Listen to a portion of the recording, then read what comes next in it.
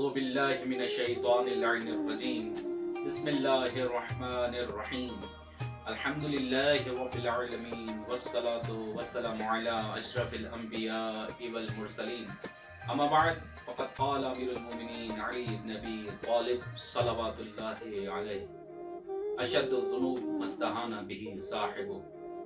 عزیزان گرامی قدر، آج کی بات میں ایک مرتبہ پھر مولا کائنات امیر المومنین حضرت علی علیہ السلام کی حدیث لے کر آپ کی خدمت میں حاضر ہوئے ہیں کہ جس میں امیر کائنات فرماتے ہیں سب سے بڑا گناہ یہ ہے کہ صاحب گناہ اسے کم شمار کرے۔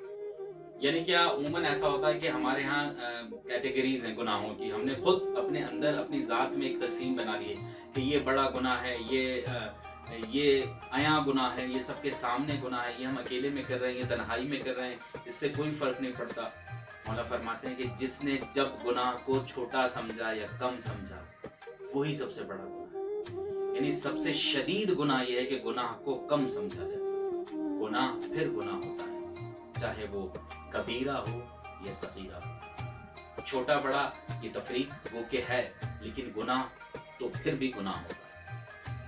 ہمیشہ عمل صالح کرنا چاہیے، کوشش کرنی چاہیے کہ گناہ سے محفوظ رہا جائے، لیکن اگر کہیں یہ ہو جائے، اللہ نہ کرے کسی سے خطا سرزد ہو جائے تو فوراً استغفار کرے اور اپنے اندر اس بات کو محسوس کرے کہ میں نے اس حاکم کی بارگاہ میں گناہ کیا ہے کہ جو شاہد بالخودی ہے، وہی ہمارا گواہ ہے۔